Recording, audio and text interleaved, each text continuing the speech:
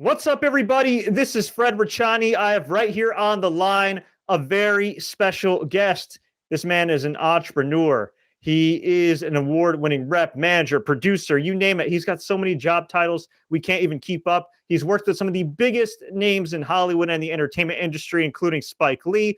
We are talking to one of the founders of Alta Global Media, Steven Adams. Steven, thank you so much for taking the time to do this interview. How are you? I'm feeling great, man. Thank you for that great intro. Hey, Like, who is that guy? Hey, I do what I can. I looked at your resume. I was like, man, all right, I better bring it for this one. So you've had an incredible journey for people that aren't familiar with you. I mean, you've done almost everything under the sun in the entertainment industry. But before we dive into your background, your journey, and everything else, what are you guys currently working on at Alta Global Media? Right now, we are in the this is the sales season, so we're pushing a bunch of new series out. So we're collaborating on about 6 or 8 series that we're put on the market right now. So we're very excited about the outcome of that. These are all shows that we think are really exciting for the market. They're international, very fresh, and that's about all I can say about them right now because I can't give too much away. But we have some great partners on these projects, and I'm feeling very optimistic. What would you say was like your first big break in Hollywood, and when did you realize that long term you wanted to do your own thing? Okay, that's a crazy. I'm going to give you a crazy answer to that because as a child, I always wanted to be in Hollywood. I was in elementary school. I made a short film in the 6th grade. And in middle school, I was a film festival judge for 3 years. And in high school, I made a full-length feature with my cinematography class. So in my mind, I was always grooming and ready to come to Hollywood. Then my father said, no, absolutely not. You are going to go into business, and that's what you're going to do. And being a good and obedient son, I tried very hard to do this. I wound up going into banking and finance for several years. And I was living in the San Francisco Bay Area, and I literally did this until one day I woke up and I was, working at this global growth fund, and I was like kid finance and all this, all this, international fluctuation of currency and all this stuff, which was interesting to me. I did like it a lot, but I knew there was some other part of what I wanted to do with myself and my creative impulses that was never going to be fulfilled there, and so I just quit my job, and I wound up getting a job in my favorite restaurant as my strategy. And I called my dad and I said, I've made a decision to leave, finance, and I've quit my job. He goes, well, so what are you doing? I said, well, I got a job in my favorite restaurant. He's like, so you've quit being an executive and you're now going to be a waiter. And I'm like, well, actually, I'm going to be a busboy because I don't know how to be a waiter. So I wound up really humbling myself and started being a waiter. But the thinking behind that was that I would meet people, and I did meet people. I met people from all these theatrical shows.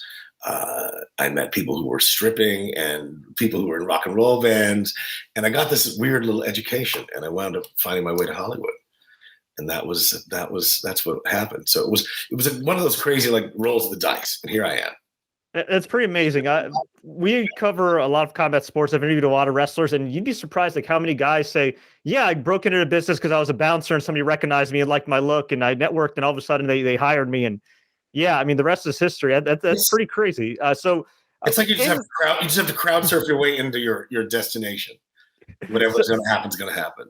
Wow. So at the time, I mean, did you think like, hey, let me try going through an internship route, and then that didn't work out, and then you decided to be a busboy, or was there like kind of no manual or set path or precedent at that time? Well, the point of that was it wasn't as vague as that. But the point of that was to regain my time, and so what I did was start networking. I mean, we're talking about a pre, social media era. Mm-hmm. So I had to meet people. I had to work it. So I started, volunteering on film sets, on community television shows. I started meeting people, and as I got ready to make my decision to go to either New York or LA, I decided to go to LA, and I gave a few going away parties, and I told people, whoever you know in LA, bring them, whoever you know that's in show business, bring them, and it started to work.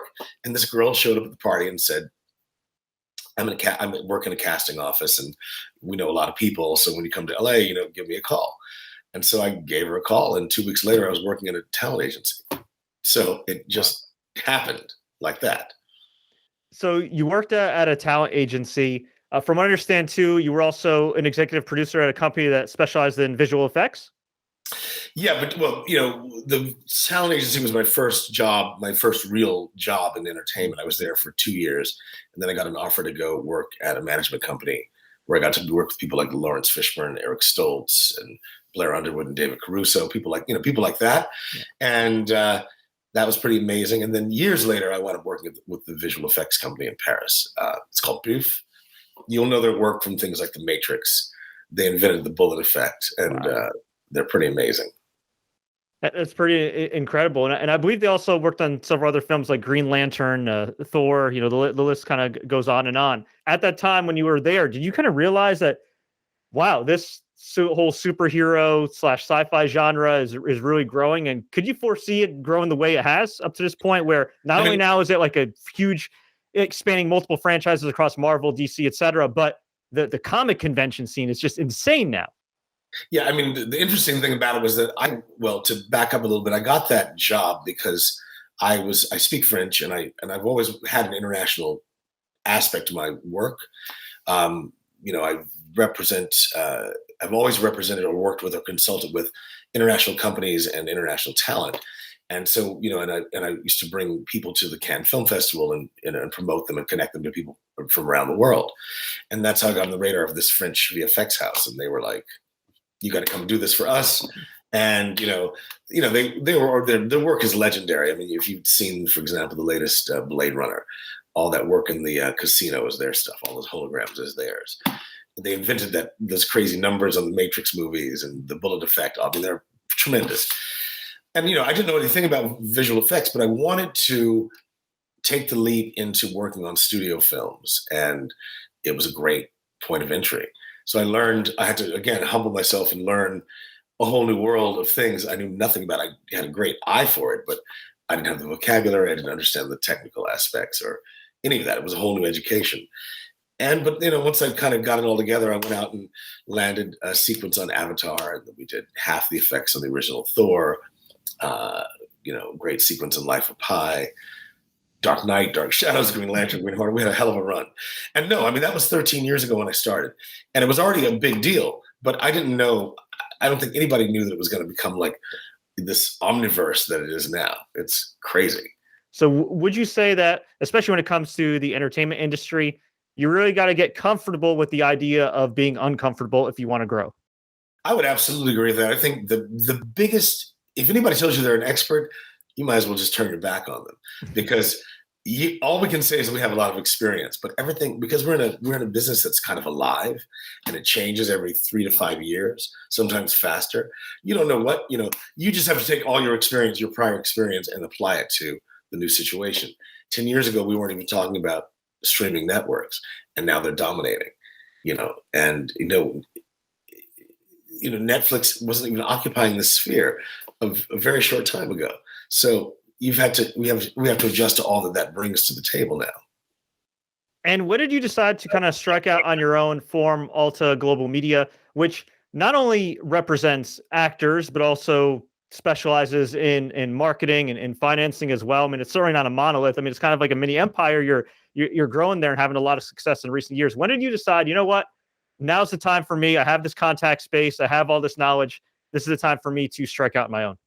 Well, in full disclosure, I've been on my own for a while. I guess I've made deals with companies and people over the years, but I've always sort of had my own entity within those things. So would you say, I'm sorry to interrupt. So would you say that you more accurately, rather than working for some of these companies, you've worked with these companies? Yes. Okay. I've made great partnerships with them. And so I recently renamed the company Alta Global Media because I wanted to kind of reflect the moment. We're not really talking about film or television. Everything is sort of media now. Mm-hmm. And, it just kind of grasps all these multiple platforms. And I wanted to put the global name out there up front and center because that's our signature. You've worked a lot when it comes to like international shows, international rights. In some cases, in certain countries, it's actually better for filmmakers, producers, companies to film their movies there than it is here in the States. Like, I'll just give you an example. Like, I know somebody who produces all kinds of shows in Canada, not just because they live there, because the government actually helps fund the production of those films. So can you just talk about the differences between producing, creating content in the United States as opposed to, say, Canada or any other country? Yeah, I think that, when you look, especially when you talk about like a studio film, the studios are always looking for ways to save money, and they're beholden to a board and investors, which people forget. So for example, if you were shooting something on a soundstage, you might choose to do it in Morocco if they had the right facility, and they have great tax incentives there. You might choose Canada for production incentives and or post-production incentives, like the visual effects world, which since I started, all the European companies have opened branches in Montreal and mostly Montreal to take advantage of those tax incentives. You might wind up in South Africa if that works for you, because those incentives are very interesting. And then relatively speaking, the dollar sometimes goes further in some countries. So there's many ways, but it's got to be the location being appropriate to the story, and then the incentives all making sense. With the world of streaming, I'm sure it's changed the economics for sure of film and TV. But at the same time, on the positive side, it's also kind of made the world a little bit smaller. Like some of the most popular shows right now are kind of Spanish language shows or different language shows. You know what I mean? I remember back in the day, like Old Boy was such a hit, and it's like, wow, the movie with subtitles is so big. And it's like, no, it's just a great film. And nowadays, everything's so accessible. You actually happen to rep two actors from Money Heist. Of course, there's the success of Narcos as well, and some other international TV shows. Can you just kind of talk about how streaming has kind of made the world smaller, and in some ways, I guess, kind of made people more open to non-English language shows? Yeah, I think you're right. I mean, you put your finger on it. I think Narcos was the show that really taught the industry that audiences were not as provincial and closed-minded as they presumed them to be. That people were always open to far more than they gave them credit for. Then you got the Netflix effect, where people, because you can get shows from all around the world, your taste can be. This algorithm can start, correlating to your taste. So suddenly, you might get this Korean show in your queue, and you're like, let me take a look at that. And then something from India, then something from, Mexico. And before you know it, you're a fan of these shows. The number one show on Netflix right now is a show called Fauda. And Fauda is in Hebrew and Arabic. It's like the whole world loves this show. And number two is Money Heist, which was originally conceived of as a local language Spanish show that got bought by Netflix, set on that network, simmered on the back burner and found its own audience organically, and then, became this crazy juggernaut that it is right now. And yes, I am very excited and proud to represent Luca Peros and Pedro Alonso from that show. You've also had the opportunity to work with the legendary director, Spike Lee. I'd love if you could talk a little bit about your work with him. And a question as well about that. Do you feel that in telling some of these Black stories on Netflix and other mediums, it's more important than ever, not just because of where we're at as a country, but also because of, unfortunately, politically, the suppression of a lot of Black history in schools and colleges? Well, yeah, I mean, I think that, it's an interesting comment that you're making, because I think that it comments on the structure of the United States, which is that it was built for, some people, not for others. Others were brought here to serve, and let's be honest. Yeah. And so their stories weren't really seen as important until very recently. And I think it's important for everybody, whoever they are, to integrate all these stories together into a more accurate take on what's gone on here in the last 500 years. I'm actually waiting for the Native American stories to start really happening, because that's the erasure that's really, I think, so extreme that we don't even contemplate it. But, there were Native Americans from the Atlantic to the Pacific, and we got to start recognizing that. When do you think we're finally going to kind of move past a lot of these typecasts and stereotypes? Do you think that's, and I'm talking about in general for any non-white roles, do you think we're already kind of moving in that direction, or do you still think there's a lot of work to be done? There's a lot of work to be done, but let's back. I mean, Hollywood's always dealt in stereotypes, even with white people. So, you've got to break a lot of them down. In general, I think that we've come to a point where we're acknowledging how powerful the images are that come out of Hollywood in a way that we didn't. I think it was easy to dismiss it, even when it was influential. When you look at the first film that was shown in the White House, which was Birth of a Nation, this film led to a resurgence in the Ku Klux Klan. And so it has always demonstrated its power. And that was in 1917, by the way. So, I mean, that medium has always been more powerful than anybody ever, allows themselves to believe. Now I think we understand that. So I think that, the imagery of this irresponsible imagery about other ethnicities, about genders, women have had a difficult time being objectified or, subject to violence. All this has got to be broken down or put back in the hands of the people who are perpetrating it. So there's a lot of work to be done. But I think it's, we've got to also open the gates to creators who can give you these voices. It can't all be the traditional creators of Hollywood. It's got to open up to everyone. On a lighter note, I'd like to ask you some kind of rapid fire, kind of random questions. We like to ask all our guests some different varying questions so people can get to know them better. Are you ready? Yeah, I'm ready. All right. What is a day in the life like of Steven? Woo!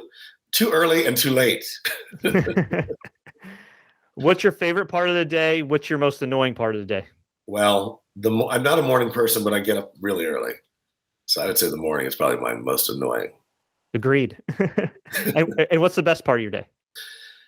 The best part of the day is when you win something that you've been working on. Because as I was saying earlier, we work so damn hard. But it's like sometimes there are these little victories, and it keeps us going. What would you say is your career defining moment up to this point, or a moment that you're really proud of? Like if just something, if I saw an elevator, we're chatting, and I said, "Hey, Steven, what are you most proud of? What comes to mind first for you?"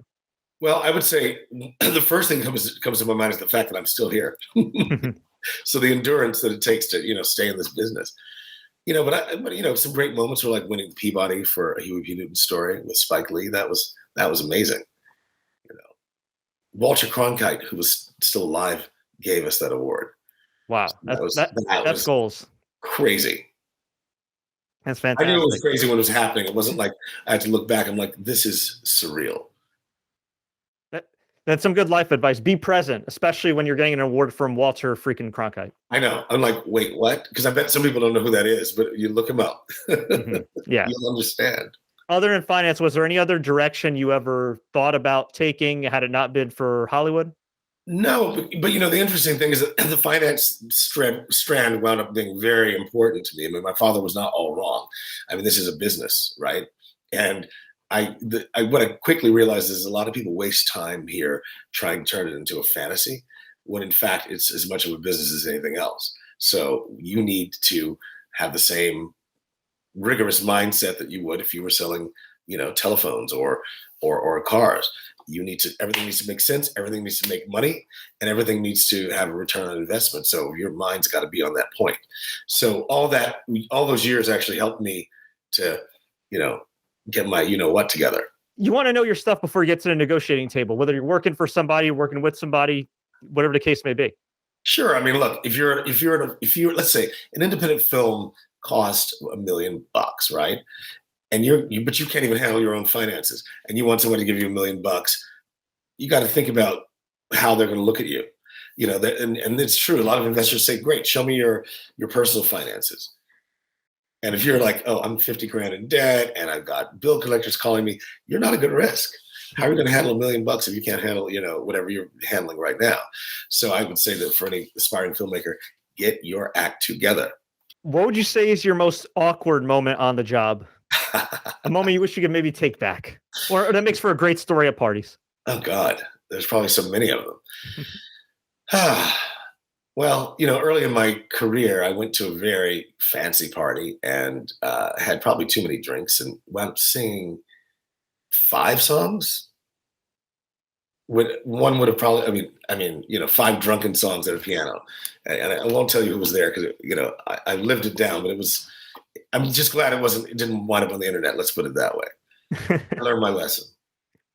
Now, would you say you discovered another talent in that drunken episode, or did you realize maybe this is not a path to take? That was not a path for me. I am not a singer, nor should I be attempting to be a saloon singer at a Hollywood party. It does not work.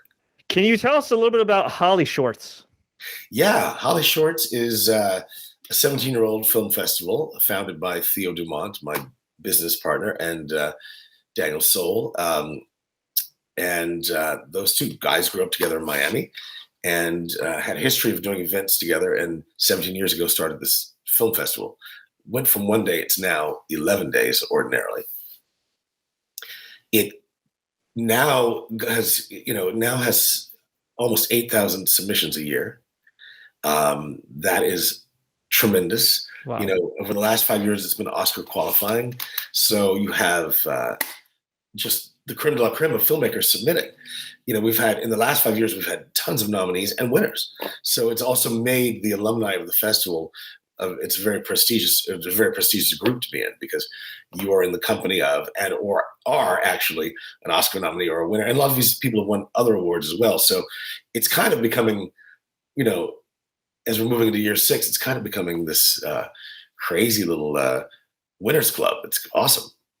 That's fantastic. And I'm assuming they can check it out online, right? Hollyshorts? Yes, you can find Hollyshorts. It's at hollyshorts.com. You can find it online. It's a little bit smaller this year because we're hybrid. We're live and online, but that's put us to about 350 in terms of still a lot of shorts. Wow. But they're great. Yeah. They're freaking amazing. As someone who's running a company that one of your specialties is marketing, how have you been able to kind of combat the challenges that have been in place now with people having shorter attention spans and finding more kind of unique ways to shoehorn advertisements in whatever you're working on? Yeah, there's a lot of noise. Because now it's the Tower of Babel. Everybody's got their voice, everybody's got their web pages, everybody's got their channels, everybody's got everything. And these are things that you could have only dreamed of a short time ago. And it's amazing and it's great, but it's also put some pressure on individuals, I think. You've kind of got to manifest all these things to be taken seriously now that nobody necessarily considered to be requirements. You've got to have a social media footprint as an individual to be, somebody starts looking, I don't see anything. Who are you? It's interesting how that has become a prerequisite. I think for younger people, that is just sort of natural, for them to just live that way. But for people who are over 30, 40, it's sometimes a harder learning curve. As far as advertising, you wind up having to be, or marketing, you wind up being, you've got to be much more careful. People aren't susceptible to crap. They want to be met where they actually live. You need to be real about what you're talking about. I think that, the individual campaigns will vary from project to project, but I think authenticity has really, people demand it. They can smell fakery. They can smell it when you're just selling something you don't care about.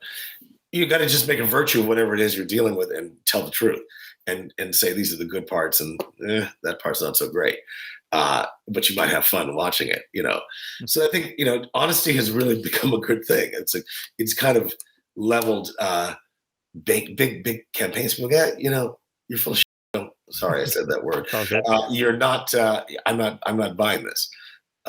Where sometimes these tiny little humble things can succeed beyond your wildest imagination. Great insight. I really appreciate your time, Stephen. You've dropped a lot of gems. Before we let you go, what's one piece of advice you give anybody watching or listening to this for success? For success, WORKALLTHETIME. Work all the time. That's all you can do. Work all the time, but work smart. Know what you're doing. Surround yourself with good, honest people. If someone seems dishonest, they are. Don't second guess that. Just move on. I think that, honesty and loyalty are qualities that will take you through life. Well, Stephen, I thank you so much for the time. Where can fans find you and your company and everything you got going on online? AltaGlobalMedia.net.